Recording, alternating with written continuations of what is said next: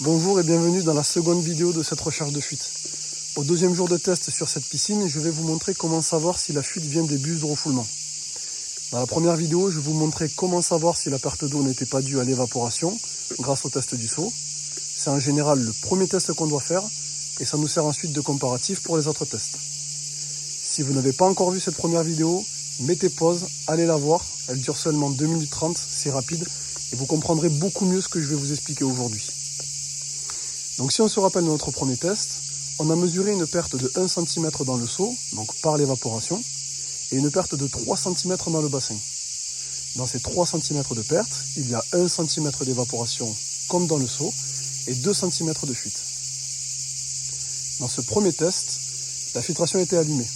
On va maintenant faire le même test, mais cette fois-ci filtration éteinte. Donc je vous rappelle la marche à suivre. On trace un trait au niveau de la ligne d'eau dans le seau et un trait au niveau de la ligne d'eau du bassin, comme ici. Et on revient dans 24 heures pour comparer la perte d'eau. Interdiction de se baigner pendant les 24 heures pour éviter de fausser le test. On va éteindre notre filtration et on se retrouve dans 24 heures.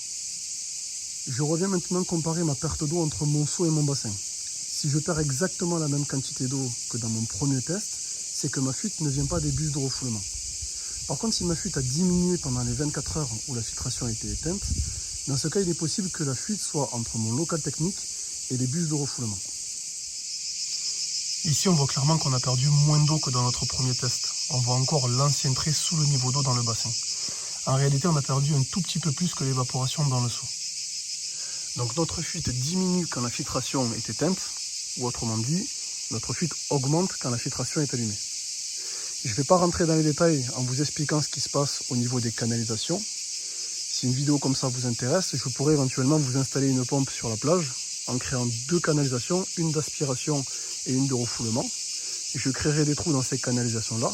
Ça nous permettrait de voir la différence entre une prise d'air et une fuite. Et je vous expliquerai où se produisent les fuites et les prises d'air sur les canalisations.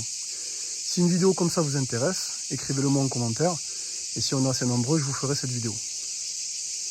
Si on reprend le résultat de notre test, notre fuite augmente quand la filtration est en marche. Ça veut dire que la fuite peut se situer à 2 endroits. Soit sur la canalisation entre les bus de refoulement et le local technique, soit au niveau de notre 26 voies sur le filtre, qui peut être défectueuse, pas complètement étanche, et qui laisse passer de l'eau en direction de l'égout, comme quand vous faites votre lavage-rinçage. Pour vérifier l'état de notre 26 voies, on va de suite descendre au local technique, regarder si on a de l'eau qui s'échappe vers l'égout. On est devant notre 26 voies avec ses 3 admissions, celle qui vient de la pompe, celle qui repart au bus de refoulement et celle qui part à l'égout quand vous faites vos lavages-rinçages. Pour faire notre test et savoir si notre 26 voies est étanche, vous restez sur la position filtration, vous allumez votre pompe et juste ici, ce qui n'est pas le cas chez mon client, vous avez normalement un raccord union. Voilà à quoi ça ressemble. Si vous l'avez, vous dévissez la bague au milieu et en allumant la pompe, vous verrez si de l'eau en ressort. Normalement, en position filtration, la totalité de l'eau doit retourner au bassin. Donc si de l'eau sort en direction de l'égout, c'est que votre 26 voies n'est pas étanche. Si, comme chez mon client ici, vous n'avez pas de raccord union, il va vous falloir aller voir au bout du tuyau.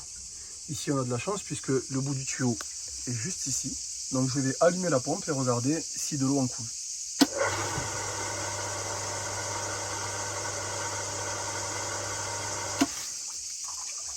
Ici, on voit que la 26 voies est étanche, puisqu'il n'y a pas d'eau qui coule en direction de l'égout.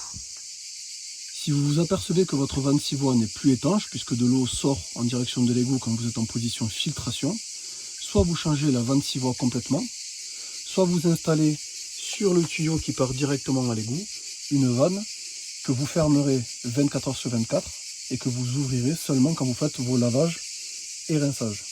Donc faites appel à votre pisciniste pour qu'il puisse vous installer ça. Si vous êtes capable de le faire vous-même, c'est une réparation qui vous coûtera une trentaine d'euros maximum entre la colle, le décapant et la vanne. Donc vous n'aurez plus qu'à installer la vanne juste ici sur le tuyau qui part à l'égout. Maintenant que nous savons que la 26 voies est étanche, on peut donc en déduire que c'est la canalisation des bus de refoulement qui est fuyarde. On pourrait le confirmer de 2 autres façons, soit en laissant l'eau baisser et en constatant qu'elle s'arrête bien en ras des bus de refoulement, ce qui nous donnerait une autre information, c'est que l'ensemble du reste du bassin est étanche, soit en mettant un bouchon d'hivernage sur chacune des bûches de refoulement et en regardant qu'on ne perd plus d'eau en plus de l'évaporation dans le seau. Maintenant, avec l'information qu'on a, on sait que la fuite vient des bûches de refoulement, mais on ne sait pas où exactement. C'est dans ce cas qu'un expert en recherche de fuite va nous aider. Je rentrerai plus en détail dans une vidéo vraiment spécialement pour ça, qui expliquera dans quel cas il faut mieux passer par un expert en recherche de fuite et dans quel cas on pourrait s'en passer. Je vous remercie d'avoir regardé cette vidéo. Si vous avez des questions, posez-les en commentaire et je vous dis à bientôt pour les autres tests.